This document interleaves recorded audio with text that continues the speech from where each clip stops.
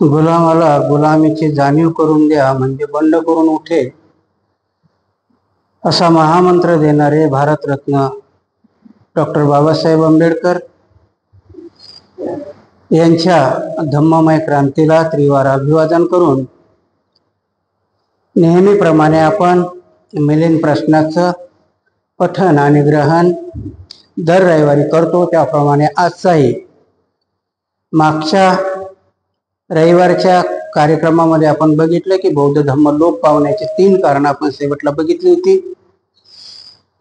आजचा राजा मिलिंदाचा प्रश्न म्हणते नागसेनाला आहे.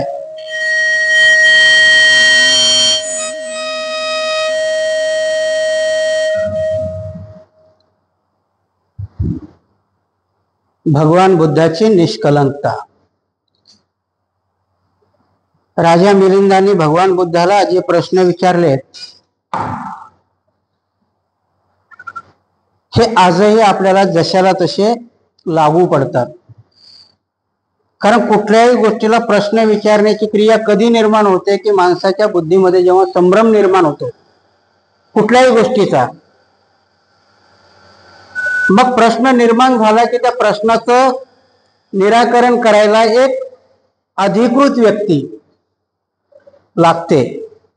आत्ताच्या याच्यामध्ये आपल्याकडे बरेचसे प्रश्न निर्माण झाले, पण त्या प्रश्नाची उत्तरं द्यायला अधिकृत व्यक्ती किंवा सक्षम व्यक्ती असेलच असं काही वाटत नाही. म्हणून राजा मिलिंद नेहमी म्हणते नागसेनाला सांगतात की म्हणते मला ह्या प्रश्नाची उत्तरं उमगलेली आहे, परंतु भविष्यामध्ये तुमच्यासारखा तत्ववेत्ता किंवा तुमच्यासारखा बुद्धिमान माणूस जगात निर्माण होईलच असं काही सांगता येत नाही. आणि मग त्यावेळेस जर सामान्य माणसाच्या पुढे हे प्रश्न निर्माण झाले आणि त्यावेळेस सक्षम माणूस नसेल तर मग मात्र हा आपला प्रश्न उत्तराचा हा प्रपंच तेव्हा लागू पडेल. आणि आज आपण बघतो की राजा मिलिंद आणि नागसेन हे साधारणतः इसवी सन पूर्व 1 किंवा इसवी सनाच्या 50 असा हा काळ सांगितला जातो. म्हणजे आज 2-2.5 हजार वर्षाचा काळ आहे आणि तरीही ती प्रश्न आजही सामान्य लोकांच्या मनात निर्माण होतात. त्यांना उत्तर देण्याकरता मिलिंद प्रश्न सक्षम आहे. भिक्षू नसतीलही, टीचर नसतीलही किंवा तशी माणसं आज ह्या जगात सक्षम नसतील, परंतु मिलिंद प्रश्नामध्ये नागसेनाने दिलेली उत्तरं सक्षम आहेत आणि ती आत्ताही लागू पडतात. कारण भगवान बुद्धाचा धम्म भगवान बुद्धांनी त्यावेळेस सांगितलं होतं की मी गेल्यानंतर मला जर बघायचं असेल तर माझ्या धम्म आणि संघामध्ये बघा, माझा वारस कुणीही नाही. आणि म्हणून आपण हे प्रश्न ऐकत असताना मी मागच्या वेळेसही बऱ्याच वेळेस सांगितलं होतं की काय होतं की हिंदू धर्माचा असेल, हिंदू धर्माचा सत्संग होतो. मुस्लिमांमध्येही त्यांच्या जेव्हा कुराण वाचलं जातं, ख्रिश्चनाचंही बायबल चर्चमध्ये तुम्ही गेलात की नाही गेलात माहिती नाही, पण चर्चमध्ये बायबल वाचताना तो जो पादरी असतो तो अशी भूमिका निर्माण करतो की खरोखरच तिथे येशू ख्रिस्त आलेला आहे. महाभारत आणि रामायण तुम्ही तर मालिका बघितल्याच असेल. जेव्हा रामायण आणि महाभारताच्या मालिका बघताना शुकशुकाट असायचा आणि त्या टीव्हीच्या पुढे माणूस बसला की समोर त्याला कृष्ण दिसायचा. म्हणून आपणही आपले ग्रंथ वाचताना किंवा त्रिपिटक सांगताना आम्हाला जशाला तसे भगवान बुद्ध उभे करता आले नाहीत. म्हणून आजही आमच्या याच्यात आसाराम बापू सारखा सत्संगाच्या याला लाखो लोक जमतात. आमच्या कुठल्याही भिक्षूला असं नाही झालं की त्या भिक्षूला कंटिन्युअस 20-25 हजार लोकांची तरी त्यांची धम्मदेशना झाली असं कुठेही ऐकायला येत नाही. काय ऐकायला? आणि मग आम्ही सांगताना मात्र सांगतो की 2700 वर्षापूर्वी भगवान बुद्धाची धम्मदेशना ऐकायला लाखो लोक असायचे. सुविधा आताच्या सारख्या सुविधाही नव्हत्या, लाईट नव्हते, माईक नव्हते, आणि तरी भगवान बुद्धाची देशना ऐकायला लाखो लोक असायची. मग आपण तर्क जर लावला तर का असायची? तर कारण भगवान बुद्ध वास्तव सांगता सांगता त्या माणसाला ऐकावं वाटेल अशी वाणी असायची. आता वाणीही नसते, वाणी बरोबर ज्ञानीही नसते, मग कुठल्या गोष्टीत मनोरंजन? कारण 3 तासाचा पिक्चर माणूस का बघतो? तर त्याच्यात मनोरंजन असतं. मी का सांगतो हे की एका जणाचा मला फोन आला होता की भंतेजी, प्रवचन जर 1.5 तासाच्या पुढे गेलं तर शक्यतो कोणी बघा कंटाळा करतात, मध्येच प्रवचन थांबवतात आणि बंद करतात. सायकोलॉजिकली ठीक आहे, कारण जेव्हा आपल्या शिक्षणाचा सिलेबस ठरवला जातो ना, तेव्हा पिरियड पहिला 60 मिनिटाचा होता, 1 तासाचा पिरियड असायचा.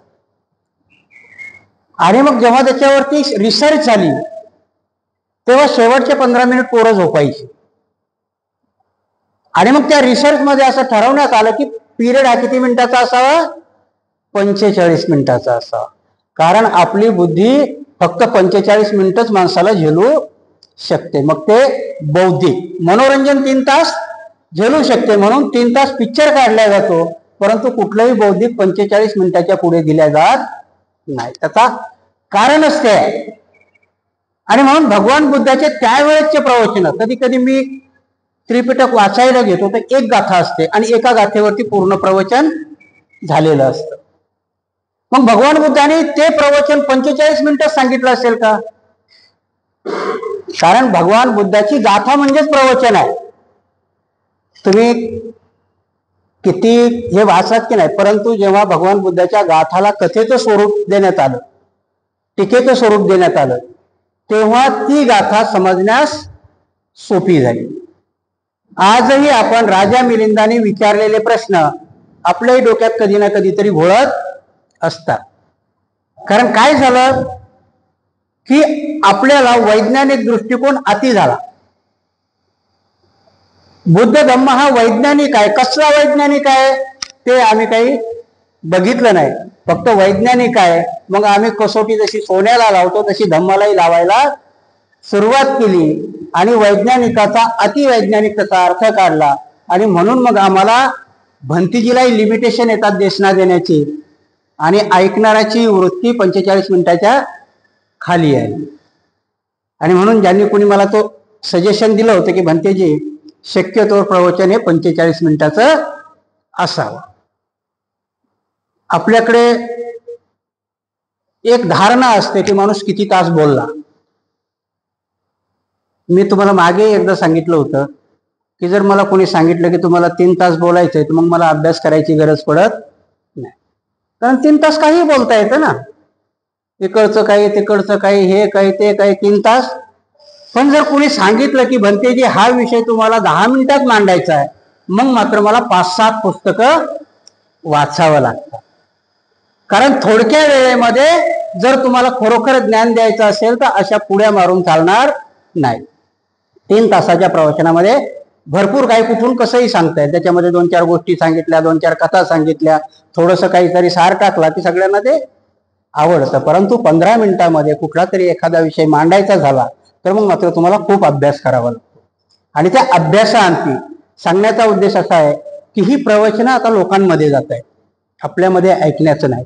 आणि म्हणून केलेली सूचनाही, कारण सूचना काय असतात तर त्या पाळायच्या असतात. जर चांगल्या सूचना असतील तर त्या पाळायच्या, आणि म्हणून कुणी जर केलेली सूचना असेल तर ती पाळावी. आणि म्हणून आपलं हे प्रवचन, आता अडचण काय आहे की आपण, मला वाटतंय 2 महिने झाले ते ग्रंथ चालू करून, आणि अजून आपण अर्ध्यामध्येही गेलो नाही. अजून 2 महिन्यांनी वर्षावास सुरू होईल. आत्ता भंतेजी मला सांगत होते की वर्षावासामध्ये ह्या वेळेस भिक्षू लोक ठरवणार आहेत. तिथे बोधोपाले भंतेजीच्या चौक्याला सगळ्या भिक्षूला बोलून घेणार आणि ते विहार देणार आहेत, भिक्षूंनी कुठे जायचं वर्षावास करायला. तर मग ठीक आहे म्हटलं. म्हणून मग मी नंतर शेवटचा प्रश्न टाकला की त्यांना म्हटलं उपसंपादित भिक्षूला सांगितलंय की हा? ते बोलले उपसंपादित. म्हटलं मग आम्ही चुकलो, आम्ही काही उपसंपादित नाही. कारण अडचणी कशा झाल्या बघा, मला सांगायचंय काय, आपण हा प्रश्न थोडा नंतर घेऊ. विनाचार्य ह्या भिक्षूचं नाव तुम्ही ऐकलं असेल थोडेफार तुम्ही, जर आता महाबोधी विहाराच्या याच्यामध्ये जात असेल तर खोदून खोदून काढल्या गेलं की विनाचार्य अभ्यासू भिक्षू आहे, परंतु तो साम्येर आहे. आणि मग आम्ही त्याच्यावर एवढं फोकस केला की सांगणारे सगळे सांगतात की विनाचार्य साम्येर आहे, विनाचार्य. कालच्याच प्रवचनामध्ये मी सांगितलं, उदाहरणही दिलं की भगवान बुद्ध प्रवचन सांगता सांगता लगेच उठायचे आणि सारीपुत्ताला सांगायचे की तू नंतरचं प्रवचन तू सांग. म्हणजे भगवान बुद्धांनी कुठेही अशी आड घातलेली नाहीये. भगवान बुद्धीने प्रज्ञेला किंमत दिलेली आहे. पण आम्ही मात्र तिथल्या कुठल्या कुठल्या संकल्पना विचारल्या तर 10 उपसंपादित होऊन 10 वर्ष झाला तर भिक्षू थेरो होतो आणि 20 वर्ष झाले की महाथेरो होतो. आता टीका करू नये, पण प्रज्ञेची आणि त्या वयाची काही जोड आम्ही घातली नाही, ती बुद्धांनी घातली होती. कारण महामोगलायन आणि सारीपुत्र खूप उशीर आले होते. पंचवर्गीय भिक्खू, त्याच्यानंतर कश्यपाचे ते 3 भाऊ आणि त्याच्यानंतर हे आलेले आहेत. म्हणजे खूप ज्युनियर असतानाही त्यांना सारीपुत्ताला बौद्धाचा सरसेनानी बनवलं त्यांनी. म्हणजे भगवान बुद्धांनी कुठेही प्रज्ञेला किंमत दिली होती की नव्हती? आज प्रज्ञेला किंमत नाही आणि म्हणून विनाचार्य आज जेलात आहे. तुमच्या माहिती करता सांगतो की आम्हाला ज्ञान नसल्यामुळं आणि कुठल्या याच्यामुळे कोणाला माहित नसेल 3 FIR आहेत, त्यातला 1 FIR भिक्षूचा आहे. मग आम्हाला कळलंय काय सगळं, आम्ही ग्रंथ वाचून धम्म वाचून, आणि तिथे झालेला तो प्रकार आहे. विनाचार्याला जेलात टाकलंय. आमच्या डोक्यात कधी येणार आहे का की का टाकलं त्याला? कारण ही लिटमिस टेस्ट असते की जसा भात शिजताना तुम्ही एकच दाणा घेता आणि शिजलाय की नाही, पुरा हात घालता का भातामध्ये? एक दाणा उचलून तो भात शिजलाय की नाही त्याची परीक्षा घेतल्या जाते. महाबोधी विहारामध्ये भारतामध्ये किती असंतोष आहे हे शिजलाय की नाही उचलण्याचा. विनाचार्य उचलला आणि जेलात टाकला. भात शिजलाय का? 5 दिवस झाले आज. आमचे भिक्षू काय म्हणतात? सामनेर होता. आमच्या लोकांना माहितीच नाही. आणि मग तिथे त्यांना RSS वाल्यांना वाटतं की हे आंदोलन आम्ही जिंकू. याच्या पाठीमागचं अजून एक कथा सांगतो तुम्हाला की पानिपतचं युद्ध जेव्हा मराठे हारले ना, तेव्हा त्या पानिपतच्या युद्धावर जेव्हा यांचा पेंडॉल पडले होते तेव्हा तो आलेला घोरी उंच टेकड्यावर जाऊन ह्या सैन्याची पाहणी करत होता. मराठ्याच्या सैन्याच्या सावणीतून 3 ठिकाणी धूर येत होती. आणि म्हणून त्याने विचारलं या 3 ठिकाणी धूर कसे आहेत? तर त्याचा सेनापती सांगतोय की महाराज, एका ठिकाणी मराठ्यांचं जेवण होतंय, एका ठिकाणी बामणाचं होतंय आणि एका ठिकाणी शूद्राचं होतंय. तेव्हा तो घोरी बोलला की जे जेवण्यात एकत्र नाहीत ते लढण्यात काय एकत्र राहतील. आणि पानिपतच्या युद्धामध्ये मराठे हारले. हे इतिहास कोणाला सांगताय? हाच इतिहास आपल्याकरताही आहे. आपल्यामध्ये थेरो, थेरो, सामनेर आणि आमच्या पॉलिसी रोडवर करतात आणि म्हणून आम्हीही कुठलाही लढा जिंकत नाही. 1891 पासूनचा लढा आहे, आम्ही नाही जिंकू शकलो. त्याला कारणही आहे. आणि मग कारण कशी असतील तर आम्हाला हे ग्रंथ समजत नाहीत, आम्ही समजून घेत नाहीत. ज्याला ग्रंथ समजले, विनाचार्याची बाजू घ्यायचा काही हे नाहीये, परंतु जेव्हा आम्ही धम्म म्हणतो तर विनाचार्याला फक्त सामनेर आहे म्हणून जर नाकारत असतील तर त्याच्या त्यागाला काही किंमत आहे की नाही? तिथे बसलेला आमचा जो संघ आहे, मग तुमच्या ह्या लढ्याला खरोखर येईल का? आमच्यातही चिरफळ्या पडलेल्या आहेत. म्हणून धम्म समजला की नाही समजला ही कारण आम्हाला याच्याहून कळतात. जर धम्म खरोखर कळाला असता तर आज मी सांगतो की शाहीन बाग सारख्या महाराष्ट्रामध्ये, कारण महाराष्ट्रामध्ये धम्म आहे,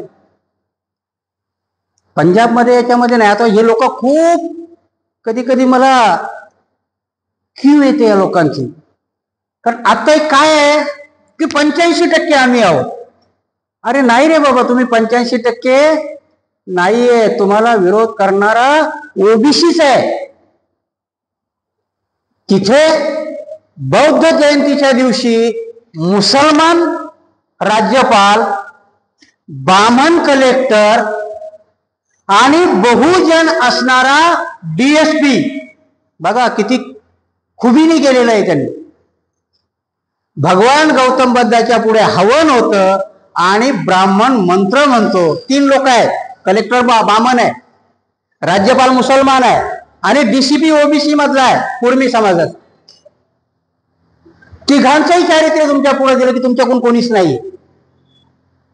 त्या राज्यपालालाही नाही वाटलं की मी संवैधानिक पदावरती आहे. संवैधानिक पदावर अशी कुठल्याही एका धर्माची पूजा अर्चा करता येत नाही. कलेक्टर तो त्या चेअरमन आहे. बीटी ऍक्ट नुसार जी कमिटी आहे तिचा तो चेअरमन आहे. कुठल्या याचा? बौद्धिस्ट टेम्पलचा. आणि तो हवन करतो तिथे. काय समजायचंय?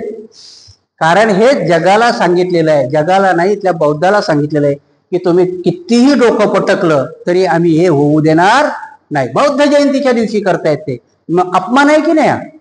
मग आता तुम्ही म्हणसाल की भंतीची चिथावणी, हाच रूल लावला. जसं मला आता म्हणताल की नाही भंतीची चिथावणी देत आहेत की लोकांनी उठून उभं राहावं. नाही, बौद्ध धर्मामध्ये तुम्हाला कुठेही हिंसाचार करायला सांगितलंय का? कारण भगवान बुद्धांनी त्यावेळेस कितीतरी याच्यापेक्षा भयानक परिस्थिती होती. काय परिस्थिती होती त्यावेळेस? होम हवनामध्ये प्राण्याचे बळी दिल्या जात होते. एकदम सुंदर असलेल्या बाईला त्या नगराची वेशा बनवल्या जात होतं भगवान बुद्धाच्या काळामध्ये. आणि म्हणून भगवान बुद्ध त्यांच्या वेदी पुढे जाऊन मोर्चा घेऊन नाही बसले. त्यांनी बहुजनाला धम्म सांगितलं. ते कसं वाईट आहे हे सांगितलं. आम्हाला नाही सांगता येत अजूनही. भगवान बुद्धाच्या पुढे पिंडदान करतात हे किती खराब आहे आजपर्यंत आमच्या भिक्षूला सांगता आलंय का? कोणाला सांगायचंय ते? महाराष्ट्रातल्या महाराणी सोडलं पिंडदान. तिथे पिंडदान करणारा कोण आहे? ओबीसी आहे. ब्राह्मण पिंडदान करतच नाही. त्यांनी रिझर्वेशन आहे त्यांचं. ब्राह्मणाचा माणूस डायरेक्ट स्वर्गातच जातो. खाली बलात्कार केला तरी वर स्वर्गातच जातो. म्हणून ते पिंडदान करत नाहीत. पिंडदान कोण करतात? ओबीसी वाले. आणि त्या ओबीसी वाल्याला आम्ही त्यांच्या शास्त्रानुसार नाही समजावून सांगतो. त्यांचं शास्त्र सांगतंय की भगवान बुद्ध हा जरी 10वा अवतार असेल पण हा 10वा अवतार लोकांना भ्रमित करण्याकरता झालेला आहे. म्हणजे भगवान बुद्धाच्या पुढे जर पिंडदान केलं तर माणूस नरकात जातो हे त्यांचं शास्त्र सांगते. आणि तरी ओबीसी तिथे जाऊन करताय. शास्त्र सांगतं त्यांचं. भगवान बुद्धाचा अवतार कशा करता झाला? तो लोकांना नरकात घालाय करता, भ्रमिष्ट कराय करता 10वा अवतार आहे. त्यांचं शास्त्र सांगते. मग त्या भगवान बुद्धाच्या पुढे जर पिंडदान केलं तर माणूस नरकात जाईल का स्वर्गात जाईल? आणि तरी ओबीसी करतायत तिथे जाऊन. हे आम्हाला सांगता नाही आलं ओबीसीला.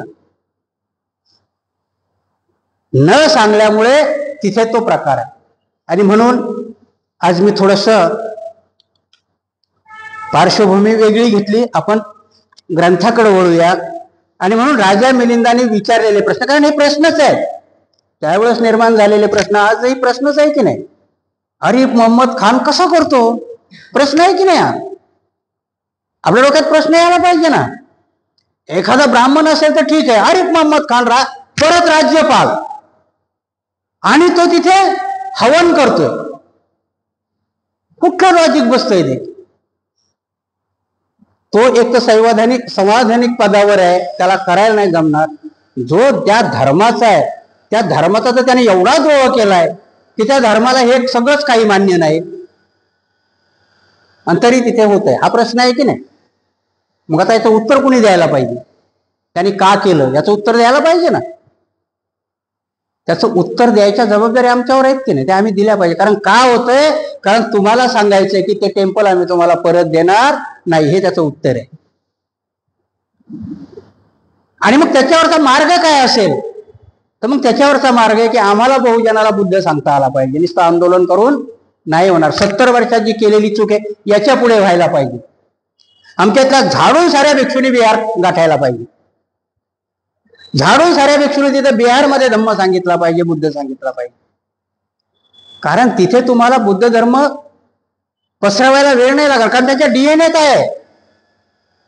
भगवान बुद्धाचा धम्म उत्तर प्रदेशमध्येच वाढलेला आहे, डीएनए मध्ये आहे त्यांच्या. जास्त वेळ नाही लागणार तुम्हाला समजावायला. पण तिथं समजावण्याचीच प्रक्रिया नाहीये, तर काय होणार आहे? म्हणून चला आज आपण ग्रंथाकडे वळूया. म्हणून राजा मिलिंदाने आज भंते नागसेनाला प्रश्न विचारलेला आहे की भंते नागसेन, भगवंताने संबोधीचा लाभ करून आपल्यामधील समस्त पापे जाळून टाकली होती, त्यापैकी काही शिल्लक राहिली होती. महाराज, समस्त पापे जाळून टाकल्यामुळेच ते भगवान बुद्ध झाले, त्यांच्यात पापाचा लवलेशही नव्हता. भंते, त्यांना कधीतरी शारीरिक पीडा झाली होती काय? होय महाराज, एकदा राजगृह शहरात भगवान बुद्धाच्या पायाला दगडाचा एक लहान अणकुचेदार तुकडा रुतला होता. तसेच एकदा त्यांनी अतिसार सुद्धा झाला होता. एकदा पोटात दुखू लागल्यामुळे जेवकाने त्यांना जुलाब देखील दिला होता. एकदा वायूचा प्रकोप झाल्यामुळे स्थविर आनंद त्यांनी गरम पाणी आणून दिले होते.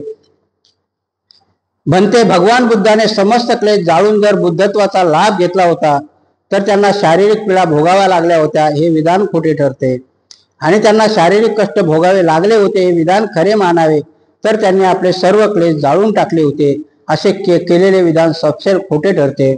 भंते, कर्मा वाचून कधी सुख दुःख होऊ शकत नाही.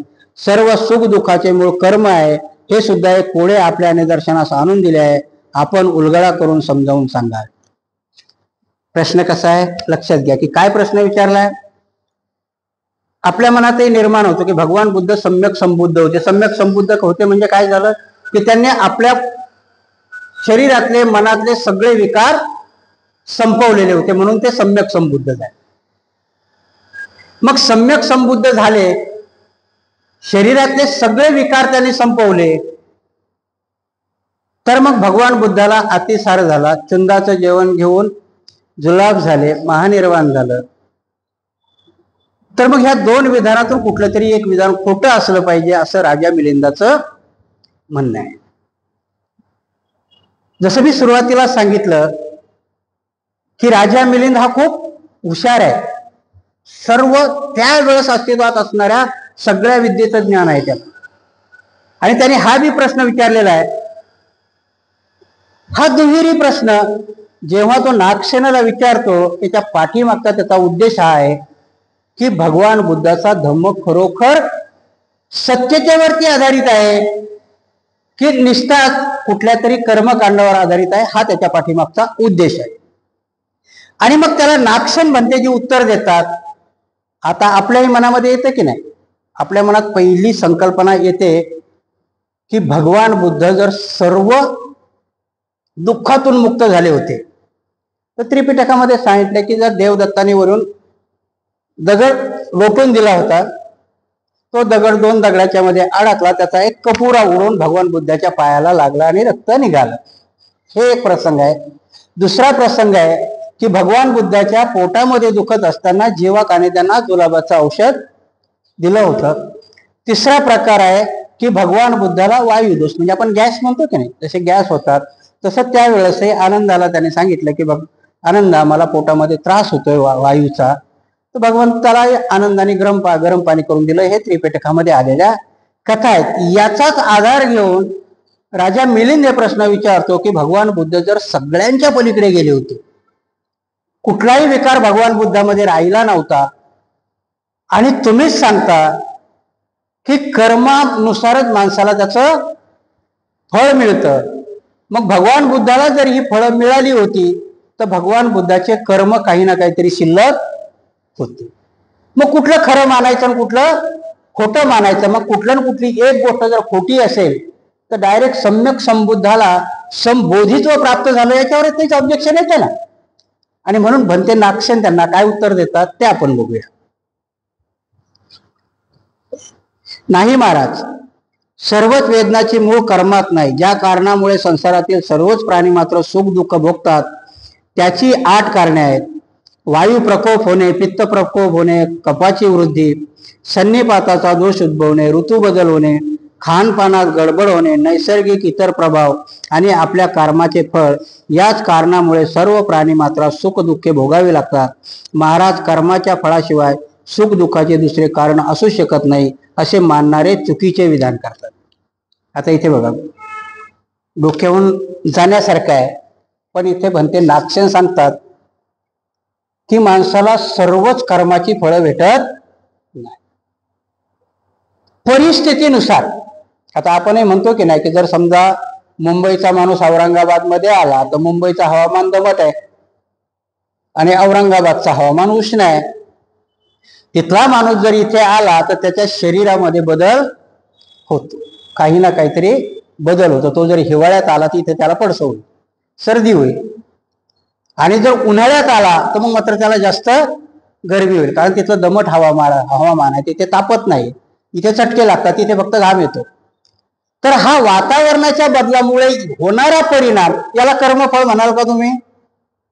बनते नागसेन म्हणतात की परिस्थितीमध्ये वातावरणामध्ये बदल झाला तर त्या माणसाला समजा एखादा आजार किंवा त्याच्या शरीरामध्ये झालेला बदल याला पूर्व संचित कर्मफळ म्हणता येईल का? त्याचं कर्मफळ नाहीच आहे. आताच्या याच्यात जर आपल्याला उदाहरणच द्यायचं झालं तर कोविडचा जंतू आला. त्या कोविडच्या जंतूने बघितलं का की याचं मागच्या जन्मात त्यानं खूप मोठं पुण्य केलंय म्हणून त्याला सोडा. जो जो संपर्कात आला, संसर्गात आला, त्याला कोविड झाला. ज्याची प्रतिकार शक्ती मजबूत होती त्याला नाही झाला. भंते नागसेन तेच सांगतात की सगळ्याच कर्मफळ हे कर्मफळाचं संचित नसतं. मग त्याने असे 8 कारण सांगितले की त्यातली ही कारण आहे की पित्त वाढणं. पित्त कशाने वाढतं? तुम्ही जास्त आंबट चिंबट खायला लागले तर पित्त वाढणार ना. ते काय कर्मफळ आहे का? मागच्या जन्मात कुठेतरी केलं. कारण बघा त्या महाभारतात एक कथा सांगतात. तुम्ही महाभारत नसून वाचलं, पण मी खूप चांगलं वाचलेलं आहे महाभारत, कारण महाभारताच्या वरच्या स्टोरी तुम्हाला माहिती आहे. महाभारतामध्ये एक भीष्म नावाचं पात्र आहे. तुम्ही ऐकलं असेल की भीष्म त्यांनी प्रतिज्ञा केली. काय प्रतिज्ञा केली? की बापाचं लग्न करून द्यायचं होतं. त्याच्या बापाला पोरगी आवडली होती, याच्याकरता बघायला गेला आणि त्यालाच आवडली ती. राजा शांतनूला ती आवडली. कोणाकरता बघायला गेला होता तो? भीष्माकरता.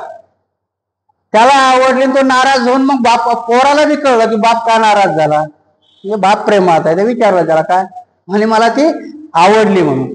मग पोरगा बापाच्या सोयरी केला तो. त्यांच्या महाभारतातलं, मी काय माझ्या मनाने सांगत नाही. पोरगा बापाच्या सोयरी केला जातो. मग आता कुठल्याही पोरीचा बाप आपल्या पोरीचं भलं व्हावं म्हणून बघतो की नाही. तिचा बाप म्हणतो अरे बाबा ठीक आहे, माझी पोरगी दिली तुझ्या बापाला, आता ती महाराणी होईल. पण जेव्हा राजा बनायची वेळ येईल तेव्हा तू राजा होशील ना, कारण राजाचा मोठा मुलगा तू आहेस. तर तो म्हणतो मी होणार नाही. तो हुशार असतो ना, तो कोळी आहे, मासे पकडणारा, कारण त्याला ती कुठे पटलेली असते? नावेमध्ये. तर तो सांगतो तू लाख नाही होणार, पण तुझे पोरं होतील ना. तुझे पोरं झाल्यावर मग तिथं तो प्रतिज्ञा करतो की मी लग्नच करणार नाही, म्हणजे मला पोरं होणारच नाही. आणि मग तो शेवटच्या युद्धामध्ये शरपंजरी पडतो. शरपंजरी म्हणजे बाणाच्या टोकावरती पडतो. का पडतो, काय त्याचं कर्मफळ आहे त्या महाभारतात सांगितलंय. तो पूर्वजन्मामध्ये प्रत्येक जन्मात तो राजपुत्र होता. आता भानगड अशी, तो राजपुत्र होता, त्यांच्यात अवतार घ्यायचा परमिशन फक्त विष्णूला आहे. हा वसू आहे, अष्टवसू म्हणतात की ना, तुम्हाला कळेल की नाही मला माहिती नाही. हा अष्टवसू पैकी एक आहे. यांना अवतार घेणं अलाउड नाही, पण त्यांनी सांगितलं की प्रत्येक जन्मात हा राजपुत्र होता आणि एका जन्मात राजपुत्र असताना बाण हातात असतो. आणि म्हणून तो बाण असा फिरवत चालला तर पुढून एक सरडा येत होता. त्या सरड्याला बाणाने केलं, तो सरडा निवडुंगाच्या झाडावर जाऊन पडतो आणि तो सरडा साप देतो, म्हणून तो शरपंजरी. हे त्याच्या कर्माचं फळ सांगितलं की त्या सरड्याने त्याला शाप दिलेला आहे, म्हणून तो शरपंजरी पडला. ह्या उचललेल्या संकल्पना आहेत. त्यांनी लाख सांगितलं, परंतु ते वास्तवाला धरून नाही. इथे वास्तवाला धरून कर्माचं फळ काय असतं, तर इथे सांगतात की वातावरणामुळे जर तुमच्यामध्ये होणारे बदल असतील, तसं भगवान बुद्धालाही पायाला कशामुळे लागलं होतं? मागच्या जन्माचं कर्मफळ होतं का काही? देवदत्ताचा त्यांचा प्रत्येक जन्मामध्ये चालू आहे त्यांचा, परंतु देवदत्तांनी दगड फेकलेला आहे. तो कर्म कोणी केलेलं आहे? देवदत्तांनी केलेलं आहे. त्याचा दगड भगवान बुद्धाला लागलेला आहे. दुसरा की भगवान बुद्धाला जो कफ होतो तो वातावरण निर्मितीमुळे होतो, आणि म्हणून भगवान बुद्धांनी सुरुवातीला सांगितलं की मीही तुमच्यासारखाच एका आईचा आणि बापाचा मुलगा आहे. मी कुठलाही देव नाही. म्हणून मला ज्या ज्या या शरीराला तुम्हाला ज्या होतील त्या मलाही व्याधी होतील. कारण ह्या शरीराचा धर्म आहे की शरीर जर जसं वाढवायचं असेल आणि त्याच्यामध्ये कुठलीही व्यत्यय आला तर शरीराचं हे बिघडतं. मागे मी तुम्हाला एका भंतेजीची कथा सांगितली होती की भंतेजीला कॅन्सर झाला होता, पण त्यांना माहितीच नव्हतं, आजारी पडले होते. आणि मग जेव्हा डायग्नोज झालं आणि मग डॉक्टरने सांगितलं की भंतेजी तुम्हाला कॅन्सर आहे आणि तुम्ही 6 महिन्यांनी मरणार आहे. भंतेजी जोरजोरात हसायला लागले. आता आपल्याला जर सांगितलं की तुम्हाला कॅन्सर आहे 6 महिन्यांनी मरणार आहे, मला वाटतं आपण 3 महिन्यातच उरकून घेऊ. ते जोरजोरात हसायला लागले. डॉक्टर परेशान झाला, म्हणे भंतेजी का हसायला लागले? अहो म्हणे 6 महिन्यांनी मरणार आहे मला माहिती होतं, मी ध्यानात बसलो होतो तेव्हा मला कळलं होतं की मी 6 महिन्यांनी मरणार आहे, पण मी कशाने मरणार आहे हे मला माहिती नव्हतं. बरं झालं तुम्ही सांगितलं म्हणून असतंय. सांगण्याचा उद्देश की कर्म, की जी मागची कर्म असतात ती कर्म मोठी कर्मफळं असतात. म्हणून प्रत्येक गोष्टीचं कर्मफळाचंच होईल. भगवान बुद्धांनी सांगितलं की शक्य नाही की तुमच्या शरीरामध्ये व्याधी यायला त्यांनी ही 8 कारणं सांगितली. तरी भंते राजा मिलिंदाचं समाधान होत नाही. तो म्हणतो भंते नागसेन, तरी पण याशिवाय दुसऱ्या 7 कारणाचे मूळही कर्मच आहे, कारण ते सुद्धा कारणापासून होत नाही. तो दुसरा सिद्धांत सांगतो भगवान बुद्धाचा. कार्यकारण भाव सांगितलं ना की कुठलं कारण झाल्याशिवाय काही घडत नाही. म्हणून तोही सांगतो की ते 7 कप व्हायलाही कारण आहे ना, कारणाशिवाय घडत नाही. तर त्याला भंते नागसेन सांगतात की तू जर तसंच बायफर्केशन करत गेलास, म्हणजे जसं विवरण करत गेलास, तर त्या विवरणाला प्रत्येक एका कारणाला 7 कारणं जोडत जातील. आणि म्हणून माणसाला कर्मफळ हे कुठलं कर्मफळ फलित होतं आणि कुठलं कर्मफळ फलित होत नाही त्याची सांगितलेली 8 कारणं आहेत. वातावरण निर्मिती असेल, कफ दोष असेल. त्यानंतर ते सांगतात महाराज वायूचा प्रकोप होण्याची 10 कारणं आहेत. आपण कधी कधी म्हणतो की नाही पोटात गॅस झाला, काही झालं, तर ती मागच्या कर्मफळाची नाही, त्याची 10 कारणं आहेत. तुम्हाला त्याच्यामुळे कशामुळे होतो तर थंडीमुळे, उष्णतेमुळे, भुकेमुळे, तहानेमुळे, अतिभोजनामुळे, अधिक वेळ एकसारखे उभे राहिल्यामुळे, अतिप्रश्रमामुळे, अतिवेगाने चालण्यामुळे आणि नैसर्गिक प्रभावामुळे. कारण जो वायूचा प्रकोप होतो तोही ह्या 10 कारणांनी होतो. कधी कधी तुम्हाला जर कळलं असेल की आपण जास्त जेवलो तर अजीर्ण होतं. अजीर्ण होतं म्हणजे काय होतं? वायू प्रकोप होतं ना. उपाशी राहिलं तरी होतो. अनुभव घेऊन बघा, कधी कधी जर तुम्ही उपाशी असलात तरीही पोटामध्ये वायुदोष होतो. म्हणून इथे भंते नागसेन सांगतात की महाराज भगवान बुद्धाला तो झालेला वायुदोष हा बाह्य कारणाने आहे, त्यांच्या कुठल्याही कर्मफळामुळे नाहीये. आणि म्हणून भगवान बुद्धांनी ती केलेली विधानं किंवा भगवान बुद्धामध्ये घडलेली की ज्यांना तेव्हा त्यांना बोधित्व प्राप्त झालं तेव्हा त्यांच्यातले सगळे राग, लोभ, मोह ह्या तृष्णा सगळ्या नष्ट झाल्या. परंतु शारीरिक विधी ही बाह्य आवरणामुळे होते आणि ती त्यांना झालेली शारीरिक व्याधी आहे, त्या अंतर्गत व्याधी नाही आहेत. आणि म्हणून असं नाही म्हणता येणार की भगवान बुद्धाला वायुदोष झाला होता म्हणून त्यांना बुद्धत्व प्राप्त झालं नाही. आणि त्याच्याकरता मग ते अजून एक उदाहरण देतात. कुठलं उदाहरण देतात? पृथ्वीचं उदाहरण देतात. की ते विचारतात की महाराज आपण जर असा ढेकळ वरती उचलला आणि तो जर जमिनीवर पडला तर दोष जमिनीचा आहे का? जमीन बोलली का माझ्यावर पड म्हणून? तसाच बुद्धाला समजावं. बुद्ध हा पृथ्वी समान समजावा. त्यांना झालेला वायुदोष हा बाहेरच्या वातावरणाचा आहे. जसा तुम्ही ढेकळ वर फेकला आणि तो खाली पडला, त्याच्यात पृथ्वीचा कुठलाही दोष नव्हता. पृथ्वीच्या जागेवर स्थिर आहे, जशाला तशी आहे. आणि म्हणून भगवान बुद्धालाही बोधित्व प्राप्त झालं आणि म्हणून त्यांच्या शारीरिक व्याधी करता तुम्हाला ते नाकारता येणार नाहीये. बुद्धत्व प्राप्त होणं ही क्रिया वेगळी आहे आणि शारीरिक व्याधी होणं ही क्रिया वेगळी आहे. तुम्ही दोन्ही वेगवेगळ्या क्रिया एकत्र करताय म्हणून तुमचा संभ्रम होतो. म्हणून ह्या 2 क्रिया वेगवेगळ्या आहेत. भगवान बुद्धाला बोधित्व प्राप्त झालं हेही खरं आहे आणि भगवान बुद्धाला शारीरिक व्याधी झाली होती हेही खरं आहे. म्हणून भगवान बुद्धाच्या त्या व्याधी करता भगवान बुद्धाला भंते नागसेन सांगतात की देवदत्त आणि भगवान बुद्ध हे बऱ्याचशा जन्माने एकत्र आहे आणि प्रत्येक जन्माची त्यांची जी कर्मफळ आहेत ते प्रत्येक जन्मामध्ये ते हे करतायत. आता ह्या जन्मामध्ये की भगवान बुद्धाच्या पूर्ण पारमिता कंप्लीट झाल्या होत्या, परंतु देवदत्ताच्या झाल्या नव्हत्या आणि म्हणून तो ते कर्म करत होता. कर्मफळ कोणाचं आहे? देवदत्ताचं. भगवान बुद्धाचं आहे का? पृथ्वीसारखं आहे की भगवान बुद्ध पृथ्वीसारखे आहेत. दगड कोणी फेकलाय? देवदत्ताने. कर्म कोणी केलंय? देवदत्ताने. त्याच्यातला एक चिपुरा येऊन भगवान बुद्धाला लागलेला आणि त्याच्याने रक्त निघालेलं आहे. म्हणून भगवान बुद्धाच्या बोधित्वावरती तो दगड लागण्याचा तो वेगळा प्रकार आहे आणि बोधित्व प्राप्त होणं हा वेगळा प्रकार आहे. म्हणून ते सांगतात की महाराज जशी पृथ्वी वर फेकलेला दगड तिच्यावर पडला म्हणून पृथ्वीला दोष देता येईल का? पृथ्वीला. तसंच भगवान बुद्धाचं आहे की भगवान बुद्धाला बोधित्व प्राप्त झालं हेही खरं आहे आणि भगवान बुद्ध हे मानवच असल्यामुळं शारीरिक व्याधी झाल्या हेही खरं आहे.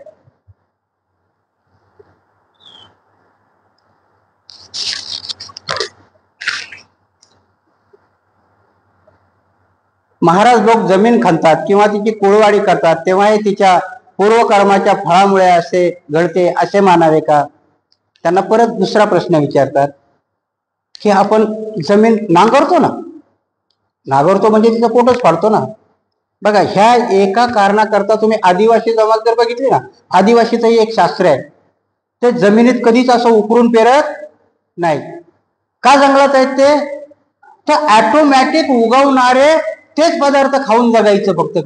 कारण ते जमिनीला आई म्हणतात आणि जमिनीच्या पोटामध्ये नांगरणं किंवा पेरणं याला ते आईचं पोट फाडणं म्हणतात. आदिवासी जमात आहे की नाही? तुम्ही जर त्यांची संस्कृती बघायला गेले तर आदिवासी जंगलात काय की कुठलीही प्रक्रिया न करता उगवणारं खातात ते. म्हणून आदिवासी शेती करत नाही, त्यांनी जंगलं सांभाळून ठेवली. आणि बाबासाहेब एवढे दूरदर्शी होते की त्यांनी आदिवासी करता सेपरेट कायदा केला. बाबासाहेबांनी आदिवासी करता सेपरेट कायदा केला. आता त्या कायद्याची वाट लावली तो भाग वेगळा झाला, परंतु आदिवासी बाहुल एरियामध्ये जशा तुमच्या ग्रामपंचायत आणि जिल्हा परिषद असतात की नाही, तशी आदिवासीची मंडळं असावा, त्यांचा होकार आल्याशिवाय त्यांच्याकरता कायदा बनवू नये हे नवव्या सूचीत आहे. म्हणजे बाबासाहेब धार्मिक लेवलवरती किती सजग होते. आदिवासी करता त्यांनी केलेल्या ह्या प्रोव्हिजन ह्या धार्मिक लेवलच्याच होत्या. त्यांनी त्यांचं जंगल, आजही आदिवासीची जमीन कोणीही खरेदी करू शकत नाही. 370 कलम कोणाला दिलं होतं? काश्मीरला ना. बाबासाहेबांनी आदिवासी करता हे कलम दिलं होतं. आजही आदिवासीची जमीन कोणालाही खरेदी करता येत नाही. काय केली होती बाबासाहेबांनी प्रोव्हिजन? कारण माहिती होतं तो समाज अनाडी आहे. त्यांनी कधी शेती केलेली नाही, पण त्यांचा हक्क त्या जंगलावरती आहे. आणि ही पुढे येणारी पिढी ही हुशार असेल आणि सवर्ण लोक त्यांच्या जमिनी लाटतील म्हणून तो कायदा केला होता. आजही तुम्हाला नक्षली म्हणतात की नाही, तर नक्षलिस्ट कोणाला म्हटलं जात आहे? त्यांच्याकडे एक कारण आहे नक्षलिस्ट बनण्याचं की जंगल, जमीन आणि वन हे संरक्षण करण्याकरता ते नक्षलवादी झालेले. त्याची दुसरी बाजू कोणी बघत नाही. त्याच कायद्याखाली मागे जे एल्गार परिषदेमध्ये हे झाले होते त्यांना नक्षलाच्या कायद्याखाली सगळ्यांना अटक केलं होतं. सांगण्याचा उद्देश असा आहे, आपण ज्या हा मिलिंद प्रश्नाकडे आलो तर हे उदाहरण देताना त्या पृथ्वीचं देतात की पृथ्वी कोणालाही सांगत नाही की तिच्या पोटामध्ये आपण नागर आणलाय काय केलाय म्हणून. तिच्या पूर्वजन्मीचं काही फळ आहे का? ते परिस्थितीचं फळ आहे की परिस्थितीने. कारण कुठली जमीन उपजाऊ आहे हेही माणूसच ठरवतो ना. खडकावरती नागर धरतात का? उपजाऊ जमिनीवरती नागर धरला जातो. आणि म्हणून भगवान बुद्ध सांगतात की कर्मफळ आणि वातावरण निर्मितीने झालेलं फळ हे दोन वेगवेगळ्या गोष्टी आहेत. राजा, तो ही दोन्ही प्रश्न एकत्र केल्यामुळे तुझा संभ्रम झालेला आहे. आणि म्हणून भगवान बुद्धाला बोधित्व प्राप्त झालं तर त्यांनी त्यांच्या मनाचे सगळे क्लेश दूर झाले. हे अगदी खरं आहे. तसंच दुसरंही खरं आहे की त्यांना ह्या 3 व्याधी झाल्या होत्या.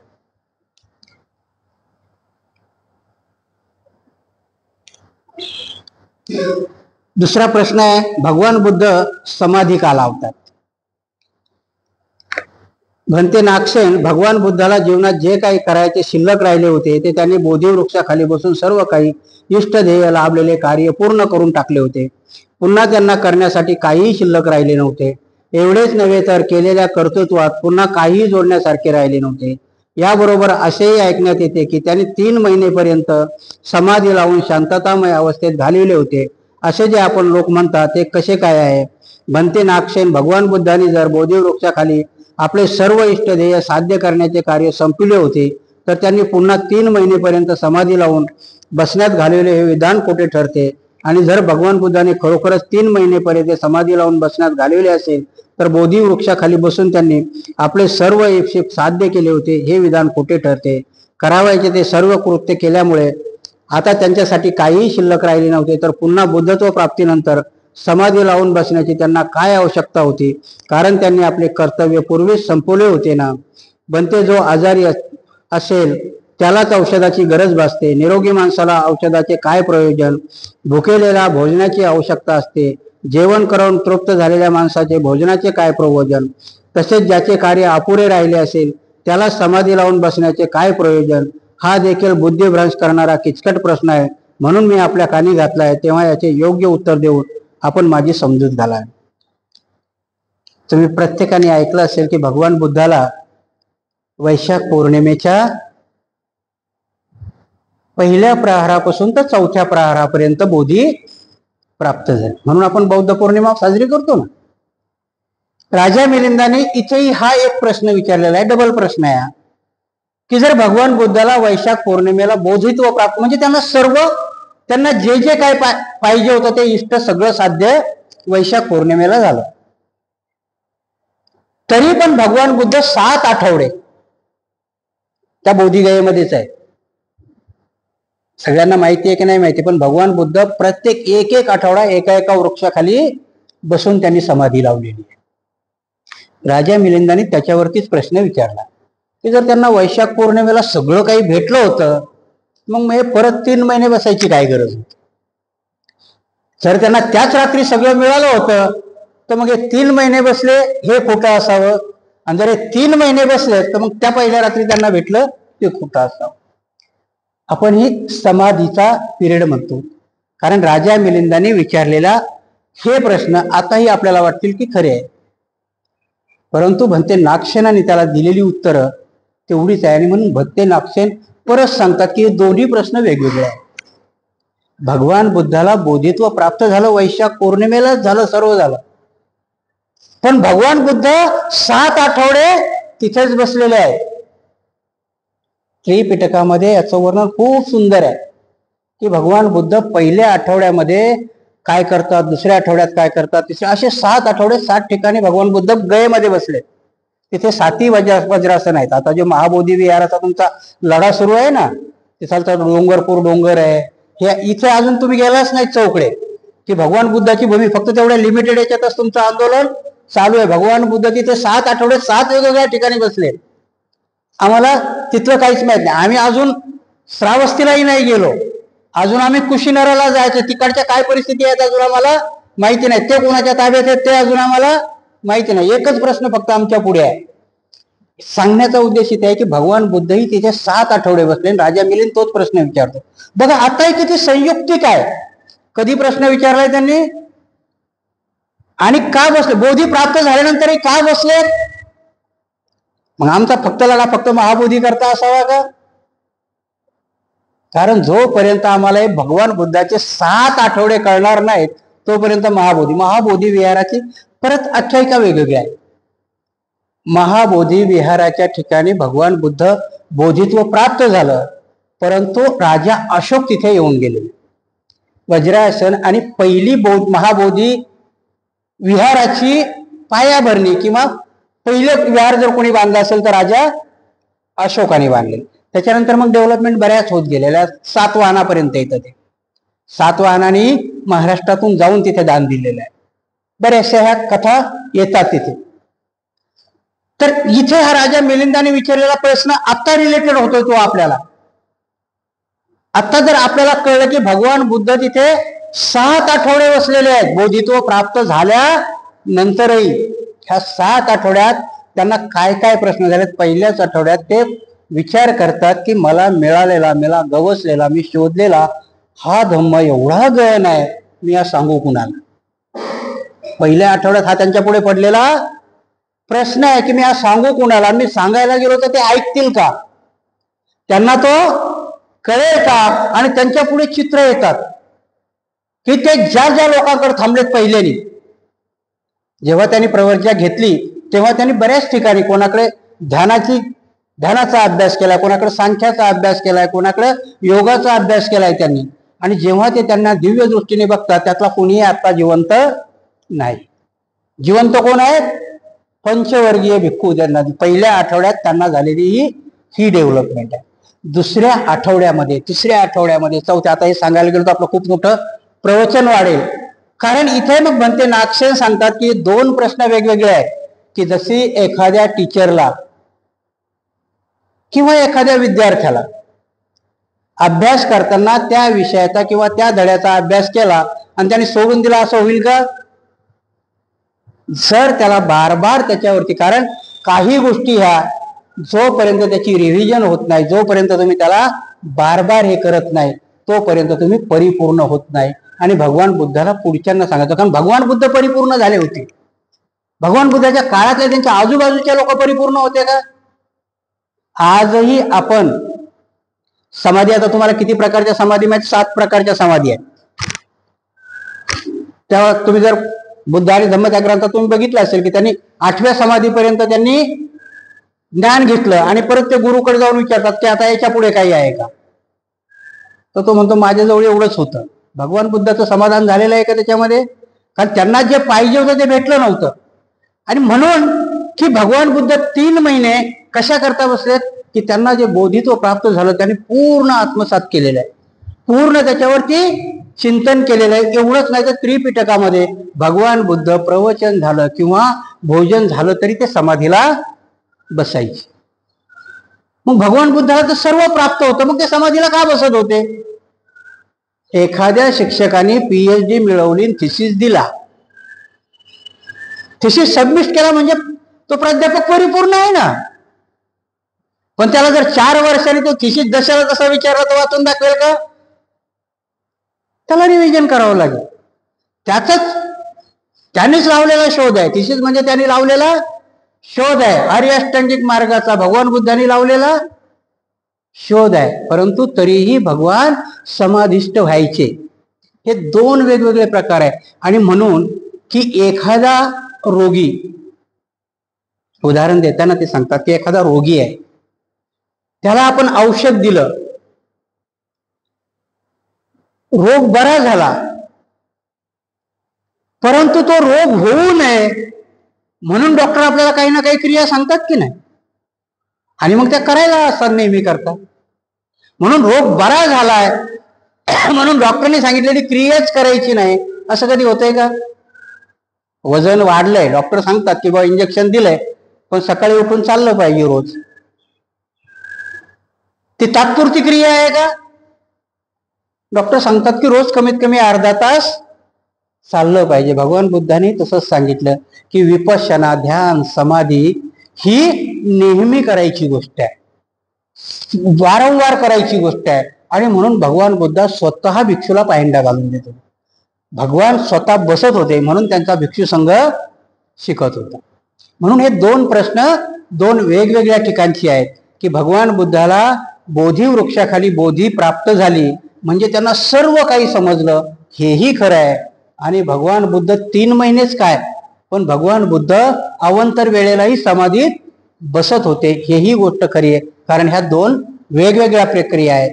याच्यानंतरच्या पुढच्या ज्या काय प्रक्रिया आहेत त्या आपण पुढच्या रविवारी बघूया.